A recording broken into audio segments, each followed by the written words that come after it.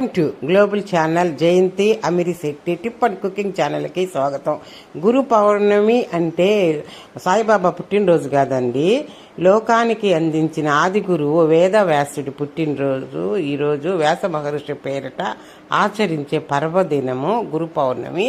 నేడు గురువును దైవముగా పూజించటము సాంప్రదాయము. గురు స్వరూపుడైన సాయికి విశేష పూజలు చేస్తాడు. ఆయన గురు స్వరూపే కదా. గురు పౌర్ణమి అంటే సాయిబాబా పుట్టినరోజు కాదండి. అసలు గురు పౌర్ణమి అంటే సాయిని గురువుగా పూజించే రోజు. తాను దైవాన్ని కాదని సన్మార్గాన్ని చూపే గురువునని తన భక్తులకు 1908లో ఇదే రోజున ప్రకటించిన సాయిబాబా. నాటి నుంచి సాయిని గురువుగా పూజిస్తున్న భక్తులు సాయినాథుని ఆలయాలలో అభిషేకాలు పూజలు జరుగుతాయి. ఈరోజు గురు పౌర్ణం కాబట్టి గురువులను పూజించే రోజు.